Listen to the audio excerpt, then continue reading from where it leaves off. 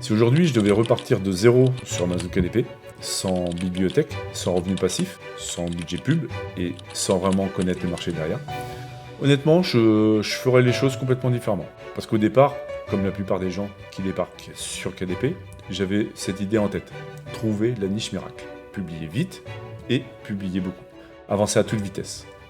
Sauf qu'avec du recul, j'ai compris quelque chose d'assez fondamental. C'est que quand on débute sans budget, la vitesse, c'est pas ce qui compte. La niche miracle non plus d'ailleurs. Ce qui compte vraiment, c'est de construire un système qui colle à ta réalité. Quelque chose qui soit donc cohérent, progressif et surtout qui soit rentable pour toi. Donc dans cette vidéo, je vais te montrer exactement ce que je ferais aujourd'hui si je repartais de zéro sur Amazon KDP en 2026 avec très peu de moyens. Et avant de commencer, si ce type de contenu t'aide, je t'invite à t'abonner à la chaîne, à laisser un petit like et surtout commenter cette vidéo.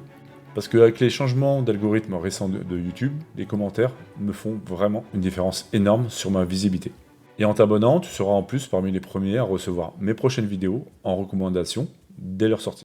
Alors maintenant, première chose que je ferai, je prendrai le temps d'analyser honnêtement mes points forts et mes points faibles. Parce qu'aujourd'hui, je suis convaincu qu'il faut construire une stratégie qui te ressemble. Pas une stratégie copier-coller sur quelqu'un d'autre qui a un profil, un budget ou une organisation complètement différente. Certaines personnes vont écrire facilement, les pages vont sortir naturellement, elles structurent un livre, elles racontent, elles expliquent, sans trop réellement d'efforts. D'autres sont beaucoup plus à l'aise sur la création graphique, sur les cahiers d'activités, les visuels, les exercices pratiques. C'est vraiment leur terrain. Et d'autres sont ni l'un ni l'autre de manière évidente. Donc si je recommençais aujourd'hui, je ne partirais pas avec l'idée de « je vais faire comme tout le monde ». Je regarderais d'abord ce que je sais faire naturellement, moi. Ce qui me pompe l'énergie également inutilement, et ce que je peux compenser intelligemment avec les bons outils. Moi par exemple, je suis honnête là-dessus, j'ai pas une plume de romancier. Si je repartais de zéro, je n'irais donc pas m'enfermer pendant 8 mois à écrire un livre entièrement à la main, en espérant que ce soit le bon. Ça serait pour moi une grosse erreur. Je chercherais directement une façon intelligente d'utiliser l'intelligence artificielle pour m'aider. Plutôt pour structurer, brainstormer, reformuler et accélérer certaines parties de mon travail. L'IA, je vais donc le voir comme un outil, pas comme un pilote automatique à qui je fais les confiances les yeux fermés. Selon les projets, ce serait peut-être 90% IA et 10% moi. Ou pour d'autres, ça sera 50-50. Tout va dépendre du type de livre, de la niche, du niveau de précision que j'attends derrière. Mais dans tous les cas, il y aura toujours ma supervision. Ça sera toujours moi qui tiens la barre. Deuxième chose, et c'est là que je te préviens, c'est probablement le point le plus important de cette vidéo, je choisirai une niche adaptée à mon budget. Ça paraît simple à dire, et pourtant, la plupart des débutants ne font pas ça. Ils voient surtout les niches avec beaucoup de ventes, beaucoup de résultats visibles, et ils vont foncer sans réfléchir une seule seconde à ce que ça va leur coûter derrière pour exister sur cette niche. Moi aujourd'hui, si je recommençais avec peu ou pas de budget pub, je ferais absolument pas ça. Je chercherais une niche où il y a de l'argent, ça forcément oui, mais avec le moins de concurrence possible, et surtout moins de concurrence au niveau publicitaire. Attention, ça ne veut pas dire d'aller sur une niche où il ne se passe absolument rien et aucun livre ne vend. Si je tombe sur une niche morte, évidemment, je suis pas là pour m'amuser, je vais pas y aller. Ce que je chercherais, c'est une niche où il y a des ventes, donc réelles, mais où les concurrents ne sont pas en train de se tirer la bourre à dépenser des milliers d'euros de pub chaque mois juste pour rester visible. Et là, je te donne un scoop. Ça existe. Vraiment. C'est pas un mythe. C'est pas une légende urbaine sur KDP. Il y a des niches comme ça où les gens vendent régulièrement sans se battre à coups de milliers d'euros de budget. Il faut juste savoir les trouver et surtout savoir les lire correctement quand tu les as sous les yeux. Mon objectif au départ ne sera donc pas de me battre avec les plus gros acteurs du marché d'Amazon en France. Mon objectif à moi, ça va être plutôt de trouver de la place pour me positionner et de commencer à construire progressivement quelque chose qui soit stable. Concrètement, ce que je vais faire, c'est que je vais commencer à passer plusieurs jours à récupérer plusieurs idées de niche. Je vais prendre volontairement du temps là-dessus, sans me presser. Je regarderai Amazon en profondeur, les couvertures, les titres, les avis clients, les problèmes des lecteurs, les mots-clés, les catégories. Il y a plein de choses à regarder. Je chercherai des signaux, des petites fenêtres ouvertes. Et ensuite, je prendrai une journée entière juste pour valider les niches, les bonnes et les pas bonnes. Et là, à cette étape, je regarderai pas seulement les ventes que les livres y font, je regarderai aussi les royalties potentielles, le prix de vente, le coût d'impression, le niveau de concurrence réel, le besoin publicitaire et la place que je peux concrètement prendre sur ce marché. Parce que, attention, un livre qui se vend sur Amazon, c'est pas forcément un livre qui est rentable. Et c'est une nuance que beaucoup de gens découvrent malheureusement trop tard. Et donc là, vraiment important, je partirai du principe que je connais pas encore vraiment le marché. Donc même si une niche me paraît solide sur le papier, je sais que la vraie validation finale se fera dans la réalité, après les premières publications et après les premiers retours concrets. Mais à une condition absolue, le livre par contre doit être en totale cohérence avec le lecteur. Ça c'est très important. Parce que si je publie un livre mal positionné, avec une couverture quelconque et une promesse qui est floue, les données seront tout simplement biaisées. Et je pourrais tirer des mauvaises conclusions. Je pourrais me dire que la niche ne marche pas, alors qu'en vérité, c'est juste mon livre qui n'est pas au niveau. D'ailleurs, dites-moi en commentaire, est-ce qu'au début, vous fonciez aussi directement sur les grosses niches? Est-ce que vous l'avez fait? Parce que moi, franchement, je pense que c'est l'erreur numéro 1, et je pense qu'on l'a tous fait. Je suis curieux de savoir si c'est votre cas aussi. Maintenant, une fois la niche validée, je construirai un vrai avatar derrière. Et ça, honnêtement, c'est ce qui manque à la grande majorité des livres sur KDP aujourd'hui. On le voit tout de suite quand on va aller sur une page produit, le livre il est là, mais il est trop générique très souvent. Il va parler à personne en particulier. Avant, moi aussi, je pensais surtout à faire quelque chose de joli. Une belle couverture, un beau titre, une belle mise en page. Et j'avais la conviction que c'était ça qui vendait absolument. Mais aujourd'hui, je comprends qu'un livre doit avant tout parler à une personne bien précise. Et donc je vais me poser plusieurs questions. Qui est cette personne? Qu'est-ce qu'elle ressent vraiment le soir quand elle rentre chez elle et qu'elle se connecte sur Amazon pour chercher un livre? Quelles sont ses frustrations concrètes si elle en a? Ses désirs? Qu'est-ce qu'elle attend concrètement? Et qu'est-ce qu'elle veut résoudre ou obtenir? Et ensuite, une fois que j'aurai répondu à ces questions, je pourrai commencer à construire mon offre. Ça aussi, c'est une différence énorme avec mes débuts. Avant, je pensais en mode faire un livre. Aujourd'hui, je construirai d'abord la promesse, le positionnement, la perception, le résultat attendu, et une logique de conversion. Je créerai plus simplement juste un livre. Je construirai une offre cohérente. Et ensuite, seulement après, je passerai en mode donc création. Et pas en mode bourrin, j'insiste.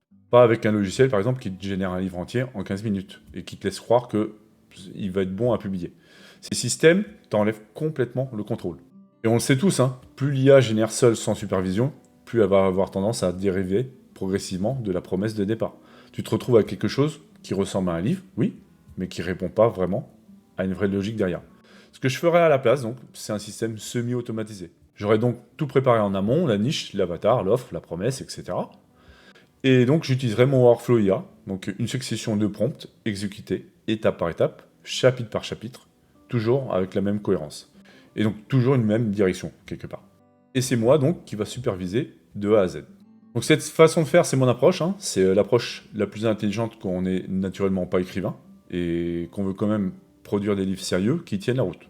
Ensuite, autre chose, côté rythme de publication, je vais pas non plus publier massivement des livres, je vais pas en publier 50 d'un coup, mais je vais pas tomber non plus dans l'autre extrême.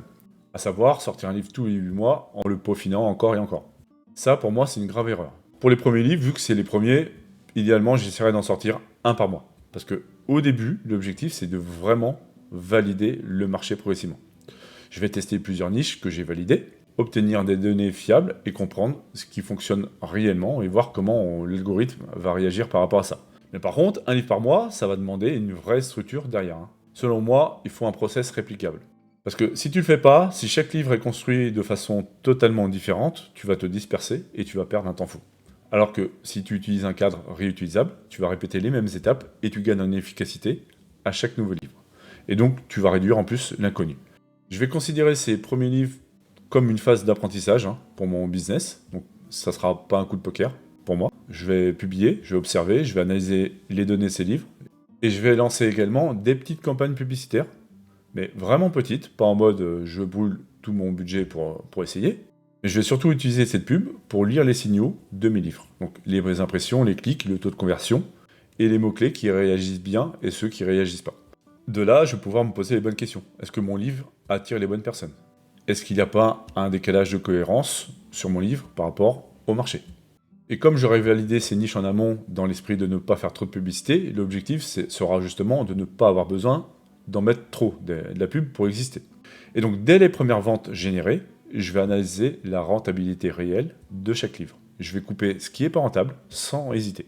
Parce que dans cette première phase, je ne cherche pas le livre qui va me faire 10 000 € par mois au Q4 sur une niche ultra concurrentielle. Je cherche des livres capables de vendre sur la durée, de produire un revenu régulier et de commencer à construire ce que j'appelle une enveloppe d'investissement.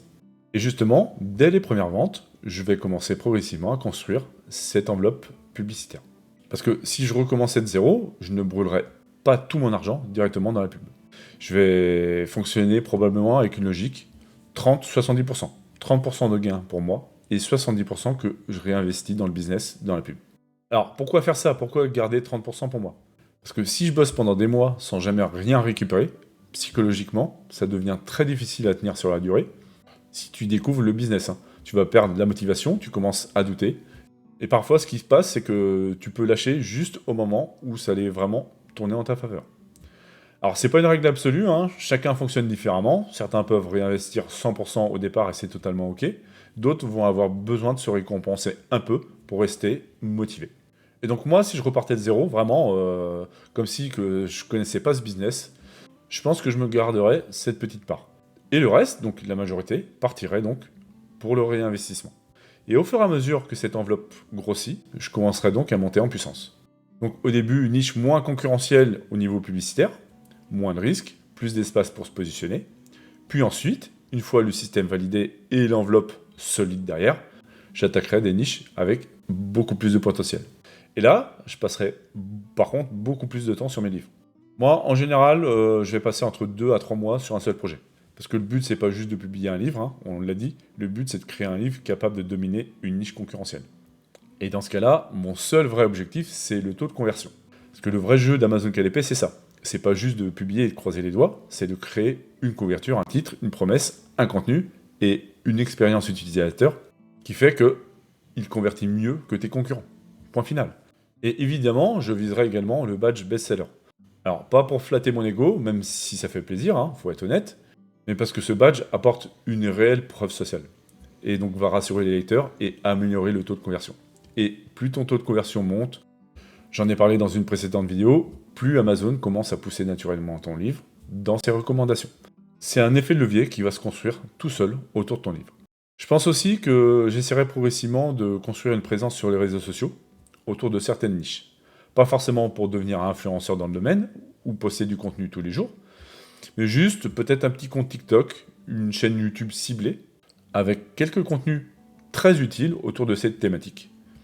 Parce que pour réussir sur Amazon KDP uniquement avec Amazon, dans certaines niches concurrentielles, ça va devenir de plus en plus compliqué selon moi. Alors si tu arrives à construire une petite audience autour d'un sujet, même petite, même modeste, ça peut, je pense, changer vraiment la donne au moment de ton lancement et sur le long terme, ton taux de conversion et ta crédibilité perçue. D'ailleurs, pour ton référencement Amazon aussi, parce que tout trafic qualifié qui arrive de l'extérieur envoie des signaux très positifs à l'algorithme. Mais par-dessus tout ça, ce que je construirai avant tout, c'est un vrai système. Pas juste une bibliothèque de livres éparpillés, un vrai process reproductible, cohérent, que je peux réutiliser d'un livre à l'autre sans repartir de zéro à chaque fois. Pour éviter la dispersion, la surcharge mentale, le chaos et ces changements de direction permanents qui peuvent épuiser. Parce qu'un business KDP solide, ça se construit avec de la clarté et surtout pas dans l'agitation. Et honnêtement, si je recommençais de zéro aujourd'hui, ma plus grande différence avec mes débuts, ce serait probablement ça, la patience. Ne plus chercher le succès immédiat, construire quelque chose de cohérent, prendre le temps de faire quelque chose avec l'idée de monter en puissance sur plusieurs années, pas juste quelques semaines. Dites-moi d'ailleurs en commentaire si vous aussi, si vous devriez recommencer Amazon aujourd'hui, qu'est-ce que vous feriez différemment? Vraiment, n'hésitez pas à le dire en commentaire. Vos réponses en plus peuvent m'inspirer pour des prochaines idées de vidéos. Donc n'hésitez pas. Bon voilà, cette vidéo se termine. Si elle t'a aidé à voir KDP différemment, je t'invite à laisser un like. Ça aide vraiment la chaîne à être recommandée. Et ça me permet de continuer à produire ce type de contenu si tu l'apprécies. Et justement, si tu veux éviter les erreurs classiques du débutant et de construire directement un système cohérent autour de tes livres, je t'ai préparé un atelier privé. Il est donc dans la description. Je te montre ce qui compte réellement aujourd'hui pour créer des livres qui se vendent sur Amazon. Et à la fin, si ça te parle, tu pourras même réserver un appel stratégique avec moi pour qu'on discute ensemble de ton business. Le lien, il est dans la description. Et donc, merci à toi. C'était Sylvain de l'école KDP. Je te dis à bientôt. Salut, ciao.